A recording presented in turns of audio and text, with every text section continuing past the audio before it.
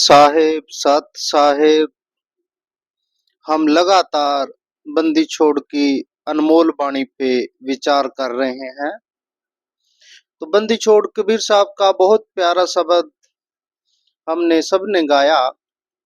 महाराज कहते हैं, नाम सुमर ले सुक्रम कर ले, कौन जाने कल की, खबर नहीं है जग में पल की। बंदी छोड़ कबीर साहब फरमान करते हैं, हम सबको समझा रहे हैं कि खबर नहीं जग में पल की, कि हे जीव, इस संसार में किसी भी जीव की कितनी आयु है, इस संसार में अगले पल क्या हो जाएगा, किसको क्या पता है। किसी को कुछ भी पता नहीं है कि एक पल में इस संसार में क्या से क्या हो जाना है। सबसे बड़ी बात, अगर इस जीव को एक पल के अंदर श्वास निकल जाए, भाव मौत आ जाए, तो उसके लिए तो ये संसार एक पल के अंदर ही विनश गया। इसी प्रकार इस संसार में एक पल के अंदर कोई ऐसी आपदा आ सकती है, ऐसी भयंकर कोई दुर्घटना हो सकती है जिसका कोई किसी को कभी खोज खबर भी ना हो। जैसे हमने देखा भी है, किताबों में पढ़ा है कि जापान में जब परमाणु अटैक किए गए हिरोशिमा और नागासाकी पे, तो कहते हैं उस समय के एक दो प्रत्यक्षदर्शी थे, उनकी जब डॉक्यूमेंट्री देखते हैं, और हमारे साइंटिस्टों ने भी, और जो वो जहाज चला रहा था उसने भी, कुछ मिली जुली जो उनकी सबका बातें हैं। वो क्या था, वो ये था कि जब वो एटम बम फटा ना उन शहर में, तो 1 मिनट तो बहुत दूर की बात है, 1 मिनट तो बहुत दूर की बात है। वहां पर जो टेम्परेचर हो गया वो 4000 डिग्री सेल्सियस हो गया, और जो जहां था वहीं पर वो एकदम खत्म, एक पल भी नहीं लगा, और वो जीव कोयला बन गया। बुरी हालत हो गई, हजारों हजार लोग एक पल के अंदर मर गए। इसी प्रकार कभी कोई सुनामी आ जाती है, इसी प्रकार कभी कोई भूचाल आ जाता है, किसी को क्या पता। और सबसे बड़ी तो मौत हर एक को आनी है, किसको कब आनी है कोई पता ही नहीं। तो एक पल के अंदर महाराज कहते हैं, इस जगत की, इस संसार की एक पल की तो खबर नहीं है, एक पल का ही, 1 मिनट का ही तो इस संसार की कोई गारंटी नहीं है। तो महाराज कहते हैं, इसलिए क्या कर ले, कहते नाम सुमर ले सुक्रम कर ले। पहला काम है, वो काम है कि हे इंसान, हे जीव, तू नाम सुमरन कर ले, नाम सुमरन कर ले, वो ही तेरे साथ जाएगा। नाम का जाप कर ले, साधु संतों का संग कर ले, लेखे में वाही घड़ी बाकी के दिन बाद। महाराज कहते हैं, बंदी छोड़ फरमान करते हैं कि तेरी असल जो है, तेरी जो लेखे में तो वही घड़ी है जो संत महापुरुषों के साथ में तूने संग कर लिया।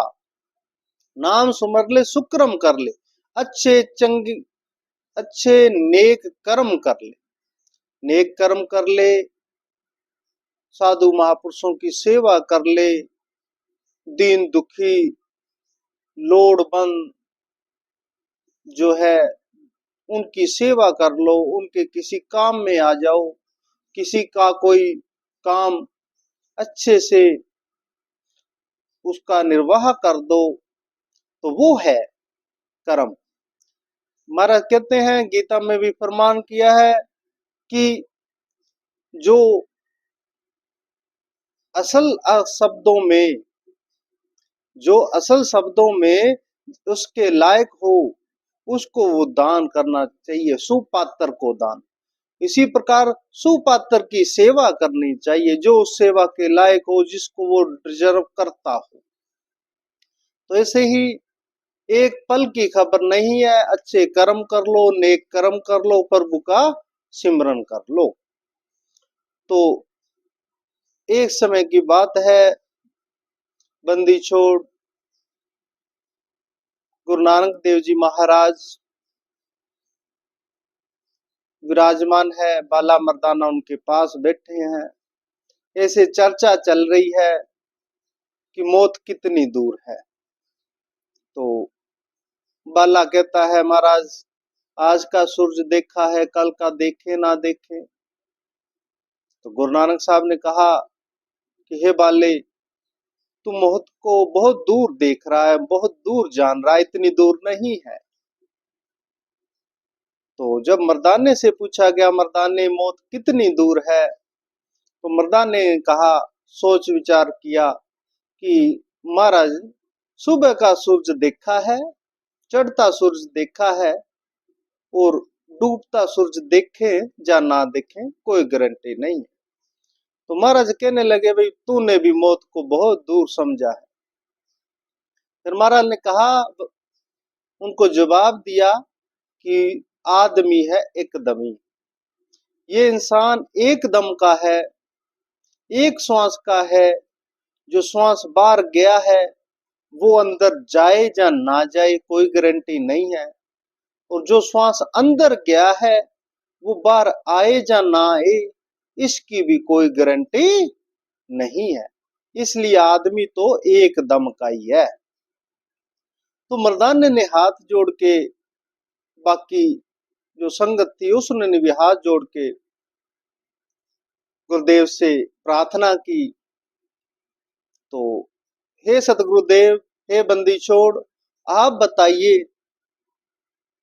कि फिर हम भक्ति कब करें, कब उस ईश्वर को याद करें। तो गुरु नानक देव जी कहने लगे कि अभी तक तुम समझे नहीं कब करनी है। वो बोले, नहीं हम समझे नहीं महाराज, आप फिर बता दीजिए। तो गुरुदेव कहने लगे कि ऐसे करो, मौत से एक दिन पहले भक्ति कर लो। तो वो कहने लगे कि मौत मौत तो महाराज आप कह रहे हो भाई एक पल की भी गारंटी नहीं है, पता नहीं कब आ जाए, एक दम है, आए कि ना आए, तो उससे एक दिन पहले हमें क्या पता लगेगा। तो महाराज कहने लगे, इसका भाव यही है कि जब मौका मिले, जहां मिले, जिस पल मिले, उस पल ही नाम का सुमरन कर लो, सेवा कर लो, सतगुरु को याद कर लो। महाराज कहते हैं, शुक्र नाम सुमर ले, शुक्रम कर ले, नाम का सुमरन कर ले, अच्छे कर्म कर ले, जब मौका मिले तब कर ले, नहीं तो इस संसार में एक पल की भी जो है पता नहीं है क्या से क्या हो जाए। फिर महाराज आगे बंदी छोड़ फरमान कर रहे हैं, कहते हैं, कोड़ी कोड़ी माया जोड़ी, बात करे छल की, पाप पुण्य की बांध पोटरिया, कैसे होवे हल की। इस संसार में ये जीव क्या करता है, इस संसार में यह जीव कोड़ी कोड़ी, एक एक एक कोड़ी, दो कोड़ी, एक पैसा दो पैसा जोड़ता जोड़ता जोड़ता उसको सैकड़ों में लेके जाता है, सैकड़ों को हजार में लेके जाता है, हजार को लाखों में, लाखों को करोड़ों में, करोड़ों को अरबों में, इसी प्रकार जोड़ता चला जाता है। और उसकी जो जोड़ने की तृष्णा है वो कभी भी पूरी नहीं हो पाती। महाराज कहते हैं, कोड़ी कोड़ी माया जोड़े, बात करे छल की। और जो माया के पीछे दौड़ रहा है, जो माया को जोड़ रहा है, वो क्या कर रहा है, वो छल कर रहा है, वो धोखा कर रहा है। धोखा भी दो तरह का है। महाराज कहते हैं एक तो वो गलत तरीके से धोखे से दूसरों का हक जो है अर्जित करके माया कमा रहा है, ये धोखा बड़ा नहीं है। सबसे बड़ा धोखा क्या है? सबसे बड़ा धोखा है वो अपने अपने साथ कर रहा है, अपने बहुमूल्य इस मानुष जन्म के साथ कर रहा है। ऐसा मानुष जन्म बार बार मिल नहीं सकता, और जिसको मिल गया वो इस संसारी माया को जोड़ने में लगा हुआ है, जो उसके साथ में कभी जाएगी नहीं। जो यहाँ की इस संसार की माया है और इस संसार में रहने वाली है, अगर वो मर गया उस समय, अगर उसके पास करोड़ों की प्रॉपर्टी हुई, तो भी एक धेला भी उसके साथ में नहीं जाने वाला है। तो सबसे बड़ा धोखा वो अपने अपने साथ कर रहा है कि वो ऐसे धन को जोड़ रहा है जो उसके साथ में नहीं जाएगा। जो जाना था उसकी ओर उसका ध्यान ही नहीं है। आगे महाराज कहते हैं पाप पुण्य की गांठ पोटरी कैसे होवे हल्की। ये कहते हैं ना कि इस संसार में खाली हाथ आए खाली हाथ जाएंगे, ये गलत बात है। असल में क्या है? असल में ना तो कोई खाली हाथ आता है, ना कोई खाली हाथ जाता है। जब इंसान इस जन्म में आता है तो अपने प्रारब्ध अपने संचित कर्म लेके आता है और क्रियावान कर्म यहाँ करता है। इन तीनों के आधार पे वो अपना जीवन जीता है। और जब कोई इंसान यहाँ से जाता है तो उसके जो पाप और पुण्य की पोटलियां उसके सिर पे होती है, उसके अच्छे और बुरे कर्मों का जो भार है उसके सिर पे होता है, उसके भजन सिमरन का और जो उसने बुरे कर्म किए हैं उनका हिसाब उसके सिर पे होता है। तो इसलिए महाराज कहते पाप पुण्य की बांध पोटलियां कैसे होवे हल्की। कोई पाप भी कर रहा है, कोई पुण्य भी कर रहा है, कोई अच्छे कर्म है, कोई बुरे कर्म है, इन सब की गांठ है तेरे सिर पर होगी। और हल्की कैसे हो सकती है ये? हल्की तो सिर्फ और सिर्फ सतगुरु की कृपा से, सतगुरु के चरणों में अगर जीवन व्यतीत किया जाए, उनके बताए रास्ते पे चला जाए, तो ये हल्की हो सकती है, नहीं तो कोई हल्की होने वाली नहीं है। ओ क्यों? क्योंकि जो पुण्य करेगा उसका भी हिसाब तेरे को स्वर्ग में मिल जाएगा, और जितने बुरे कर्म करेगा उसका तेरे को नरक मिलेगा। तू यहाँ से छूटने वाला है नहीं। फिर आगे महाराज फरमान करते हैं, कहते हैं तारण बीच चंद्रमा झलके जोत झला झलकी, एक दिन पंछी निकस जाएगा मट्टी जंगल की। कहते हैं कि जैसे तारण बीच चंद्रमा झलके, तारों के बीच में ये चंद्रमा कितना शोभामान होता है, कितना शोभा युक्त होता है। इसी प्रकार जो नाम सिमरन करता है, भजन बंदगी करता है, उसकी शोभा भी ऐसे ही होती है, और वो उस सतगुरु के प्यारा हो जाता है, उसके लोक चला जाता है। और नहीं नहीं तो भाई टूटे तारे की तरह उसकी रोशनी एकदम होती है और खत्म हो जाता है, और नरक उसका तैयार है। फिर महाराज कहते हैं एक दिन पंछी निकस जाएगा, कि पंछी आलना बनाते हैं कितने समय तक? क्या कोई पंछी सारी उम्र उस आलने में रहता है? नहीं, कुछ महीनों के लिए, 1 महीना 2 महीने के लिए आलना बनाते हैं, उसके बाद में फिर वो वहां से उड़ जाते हैं। ज्यादातर पंछी जो बड़े पंछी होते हैं वो आलना बनाते ही नहीं, वो जो है जिस पेड़ पे रात्रि विश्राम करते हैं, सुबह होते ही वहां से निकल जाते हैं। महाराज कहते हैं इसी प्रकार तेरे को भी ज्यादा यहाँ पे कोई ताम झाम करने की जरूरत नहीं है। जितना भी हो कम से कम व्यवस्था के अंदर अपने आप को ठीक कर लो, और इस संसारी जो कर्म है उसको करते करते, और उस ईश्वर को याद रखना है कि नाम सुमर ले सुक्रम कर ले। ये बात तेरे हृदय के अंदर पूर्ण रूप से धारण हुई होनी चाहिए।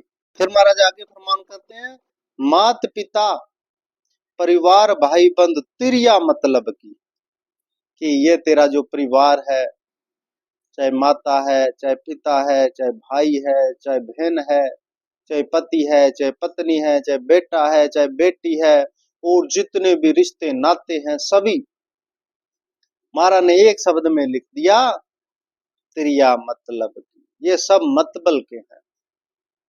मतलब के क्यों है?